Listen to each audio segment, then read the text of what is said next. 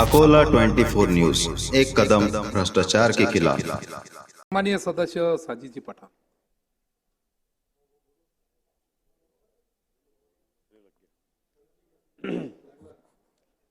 सबसे पहले अध्यक्ष महोदय, मैं सच में बहुत दिल से आपका शुक्रिया अदा करता हूं कि मैं सुबह 11 बजे से लेकर अभी रात के 10:30 बज रहे बैठा था।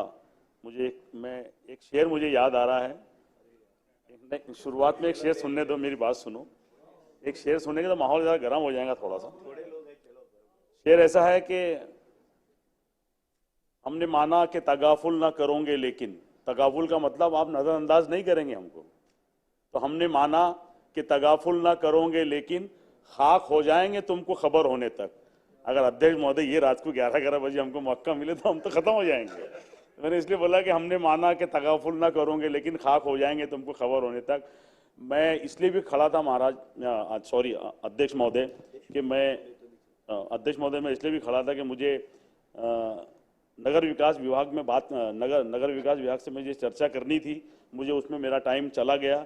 अब अंतिम पंतवाड़े में आपने मुझे मौका दिया बात करने का। ये विषय इतना गंभीर था, ये विषय इतना गंभीर था कि मुझे रुकना बोलना जरूरी था। महाराज, मैं अकोला पश्चिम से आता हूं, मैं वहां का विधायक हूं, और मेरे शहर के अंदर एक बहुत पुराना मंदिर है, कम से कम 400 साल पुराना हमारे यहाँ के राजेश्वर जी का मंदिर है, वो शिव जी का मंदिर है।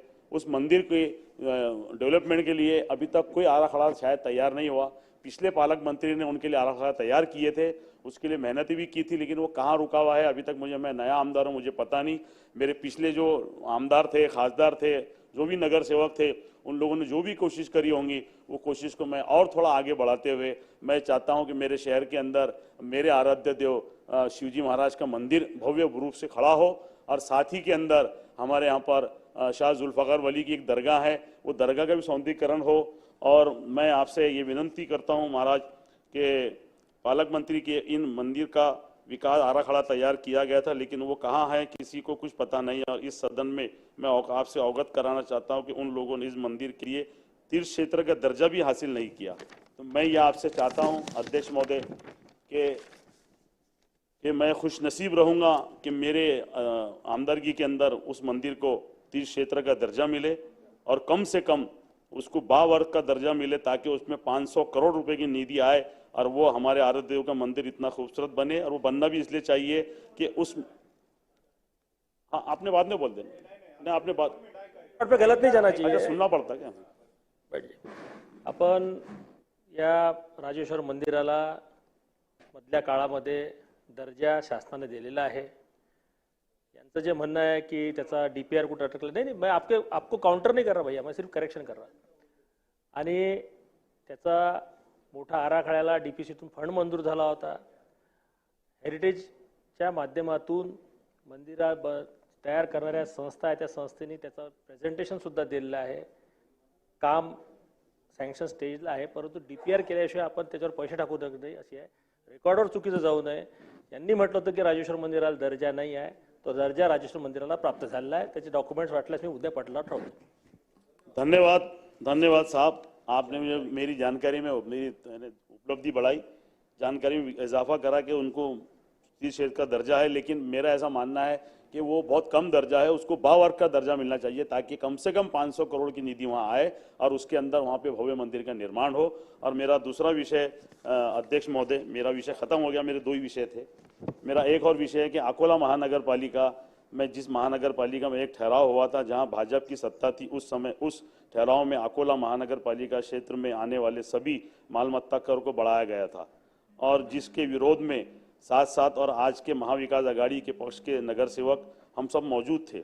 मैं उस वक्त मैं विरोधी पक्ष नेता था। मालमत्ता कर बढ़ाने के विरोध में आंदोलन भी किया गया, और साथ ही में हाई कोर्ट में एक केस डाली गई। हमारे नगर सेवक और जो बाद में माजी विरोधी पक्ष नेता बने डॉक्टर जीशान हुसैन, उन्होंने प्रशासन के विरोध में मालमत्ता कर को करने के लिए याचिका दाखिल की, जिसके टैक्स का कम करने का नागपुर न्यायालय ने आदेश भी दे दिया था। लेकिन महानगर पालिका ने यही आपके पास में आकर तत्कालीन भाजपा शासन और प्रशासन से सुप्रीम कोर्ट में याचिका प्रशासन की ओर से दाखिल की, और अकोला महानगर पालिका की जनता के ऊपर मालमत्ता कर लाद दिया गया। और ये मेरी जनता के ऊपर अन्याय है। मैं सदन से अवगत कराना चाहता हूं कि अकोला महानगर पालिका प्रशासन को आदेश दिया जाए कि नागपुर न्यायालय आदेश का पालन किया जाए और अकोला शहर के सभी जनता को मालमत्ता कर से मुक्त किया जाए। एक मिनट। एखादी केस जर सुप्रीम कोर्टात विचाराधीन असेल तर त्याच्यावर चर्चा किंवा त्याच्यावर ऑर्डर ही प्रशासन शासन करू शकत नाही आणि म्हणून माझी विनंती आहे की थोडंसं त्यांनी त्यांच्याच पक्षाच्या नगरसेवक जे शासनाच्या विरोधात तेव्हा कोर्टात गेले होते त्याला सुप्रीम कोर्टामध्ये ती केस सुरू आहे। हायकोर्टाचा जो निर्णय होता त्याला सुप्रीम कोर्टात स्थगिती देण्यात आली होती आणि म्हणून त्याची चर्चा या सभेमध्ये होऊ शकत नाही। नहीं अध्यक्ष महोदय, मैं इस सदन का सदस्य हूं और मैं आप सभापति से आपसे विनती करता हूं कि अकोला शहर के अंदर विकास के नाम पे पिछले 35-40 सालों के अंदर कुछ भी नहीं हुआ और 35-40 सालों के अंदर विकास तो हुआ नहीं, लेकिन उन पे इतना टैक्स लाद दिया गया, जमाने भर के टैक्स में उनको दबा दिया गया। हमारे शहर में ना अच्छे गार्डन है, ना अच्छी सड़कें हैं, ना अच्छे रोड है और अकोला महानगर पालिका होने के बाद में 4 दिन के बाद में नल में पानी आता है। अध्यक्ष महोदय, राजकीय भाषण होऊ शकत नाही। आपण ठरावाचा जर मसुदा पाहिला असेल तर त्याच्यामध्ये हा विषय आहे काय? आपली चर्चा कशावर चालू आहे? आपली चर्चा पुरवणी मागण्यावर चालू नाही आहे। अंतिम आठवडा प्रस्ताव सुरू असताना अकोला महानगरपालिका तिथलं भाजपचं शासन विकास नाही झाला ही चर्चा या अंतिम आठवड्या प्रस्तावामध्ये मला दाखवून त्या प्रस्तावामध्ये कुठं आहे? आणि म्हणून याचा स्कोप जो आहे तो वाईट करत असेल तर त्यांनी दुसऱ्या आयुधाचा वापर करावा। त्याच्यामध्ये तारांकित प्रश्न ते मांडू शकतात, ते लक्षवेधी मांडू शकतात आणि त्या माध्यमातून परंतु आपला जो अंतिम आठवडा प्रस्ताव आहे हा राज्यातील अनेक जे विषय आहेत त्यांच्याच पक्षाने दाखल केलेला प्रस्ताव आहे। स्वर्गीय आमचे जे सन्मान्य सदस्य आहेत नानाभाऊ पटोले त्यांनी, आणि म्हणून तुम्ही जर अकोल्याचं राजकारण या विधिमंडळात आणत असाल तर हे योग्य नाही आहे। ठीक है, बराबर है अध्यक्ष महोदय। ठीक है, मैं विषय चेंज करता हूं। मैं पूरे महाराष्ट्र की बात कर रहा हूं। मैं कम से कम इतनी बात तो कर सकता हूं कि मेरे मतदार संघ के अंदर बहुत नशे के लिए बहुत ज्यादा दुकानें खुल गई है। कम से कम नशावृत्ति बंद की जाए। एक गोगो करके सिगरेट आती है, वो जो हर पान पट्टी पे हर जगह मिल रही है, उससे बच्चों के लिए बहुत ज़्यादा नुकसान पैदा हो रहा है। तो मैं चाहता हूं अध्यक्ष महोदय कि वो गोगो सिगरेट के ऊपर कार्रवाई वो कहाँ से आ रही और इतनी आसानी से दुकानों पर पान पट्टियों के ऊपर किराने की दुकान पे कैसी मिल रही। गांजा जैसी इतनी बड़ी चीज़ आसानी से पान पट्टी के ऊपर किराने की दुकान पे मिल रही है। इससे आने वाली नस्लों को बहुत ज़्यादा नुकसान होगा।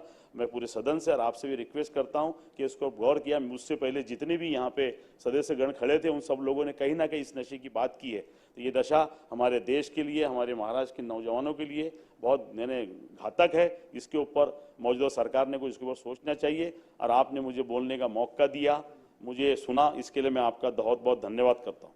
सन्माननीय सदस्य राजेशजी बोरे।